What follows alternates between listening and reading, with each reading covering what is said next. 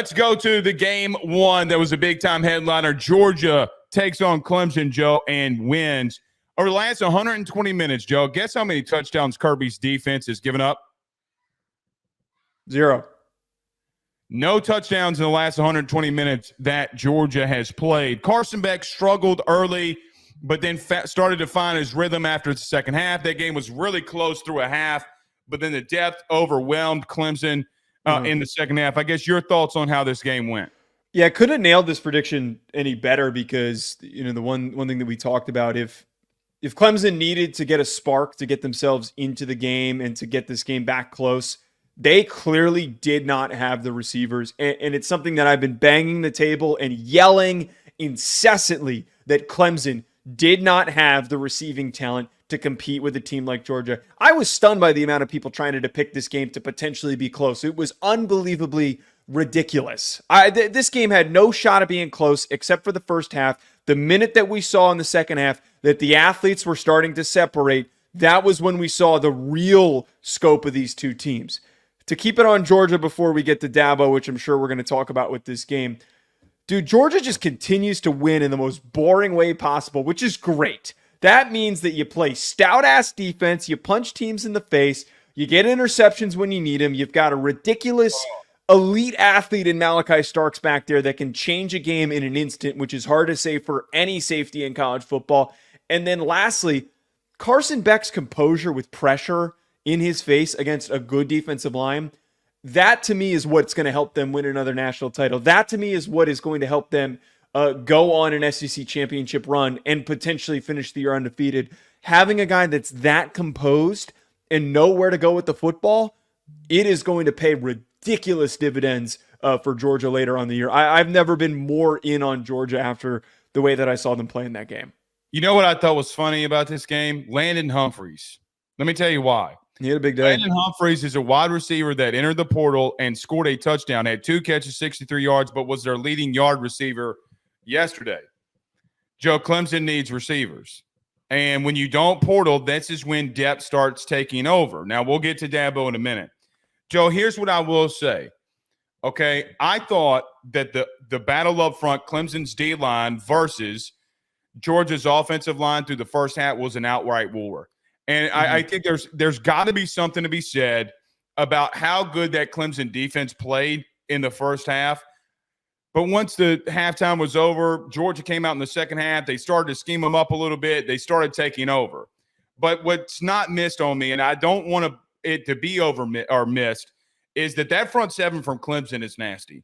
Like, they are nasty. The problem is, and I know that you tweeted this out, At what point are we going to need to take a look at Garrett Riley, take a look at Clay Klubnik? I mean, does Clay Klubnik need to sit? I don't know who they have after him that would really be worthy. I don't care.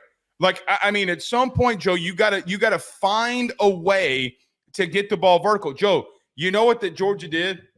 They stacked the box. They played man-to-man, bump and run coverage on the outside. They put a safety at nickel and said, we dare you to throw it because we're going to put Malachi Starks up closer to the box because he can get closer to the tackler or getting close to the ball carrier on rundowns that there's nothing you can do to stop it. And then he makes a ridiculous pick. Joe, I am a little worried about Georgia in one aspect. They're really beat up, right? Like Dillon Bell going out in the second half. I don't like that. Dillon Bell is a playmaker. They got some injuries in some places. But, Joe, they're just so deep, man. Pause. But they're just so deep at every single position. And the problem with this is, Joe, that defensive front that we saw, okay, I thought in the beginning parts of the game, that Georgia interior defensive line kind of got pushed around a little sometimes. But then as the second quarter got there and Kirby started yelling at him, I'm like, uh-oh, Clemson's in trouble. You know the old Simpsons meme where the kid sitting on the bus, he chuckles and he goes, I'm in trouble. That's exactly what happened with Clemson. I just think Georgia, from top to bottom, Joe, is the best overall team in the country. And people will look at this and say, and I thought you depicted this perfectly on Twitter. They're not going to win games in a flashy manner. Doesn't matter because they're still going to I said this. Sorry, I cut you off. Finish but they're still going to dominate. The only other thing that I would say in this, too, Nate Frazier is a dog. the running back, the freshman. And arguably the best weapon that Georgia has on their offensive side of the football didn't play yesterday. You know what Kirby did? Hey, y'all want me to do something about all these drunk driving and driving incidents? I'm going to take my best offensive weapon. I'm going to sit him, and we're still going to beat the absolute dog shit out of somebody. And that's exactly what happened. That's a good way to sum up, too, that they didn't really – it felt like they needed ETN early, but they clearly showed eventually they were going to be completely fine running the football without him. They eventually did find success.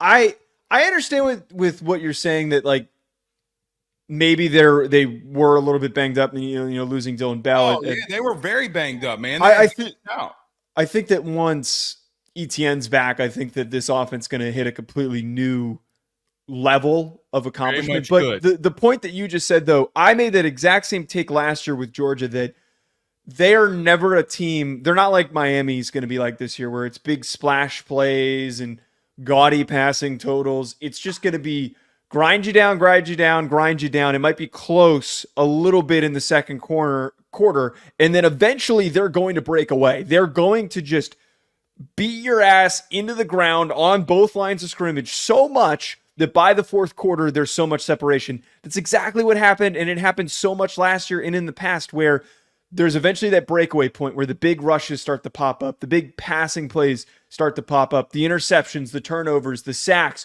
all of those things start to accumulate because of the style of play that they have. This video is sponsored by the online fitness training camp presented by Chris Gates Fitness. When I first started talking about Chris, about partnering with our show, not only was I excited to have a fitness sponsor for our pod, but more importantly, when I found out about how he can help people achieve their goals, I was even more bought in, because when the football season starts, it is so tough to stay on top of things and also to be able to enjoy yourself on Saturdays when it's game day. With Chris Gates Fitness's online training camp, you're going to be able to effectively stay focused, consistent, burn fat, build muscle, and do it with a like-minded community of individuals working towards the same thing.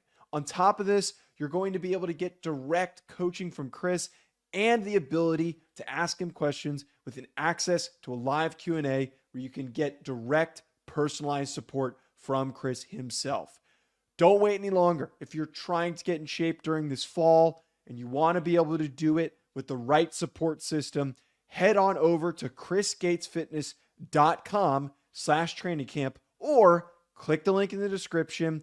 And you need to do it today, because you can get the first month. Personal training is expensive, folks. The first month for only $10 when you use that code RuffinoJoe. Don't wait any longer. Head on over there. BetOnline remains your top spot for all of your live betting action and contests. NFL, college football, UFC, NHL are all in full swing. BetOnline is your number one source for wagering news, odds, trends, and predictions, with both desktop and mobile access at any time. Head to BetOnline today and use promo code BELIEVE, that's BLEAV, for 50% off your first deposit. That is a 50% welcome bonus. BetOnline, where the game starts.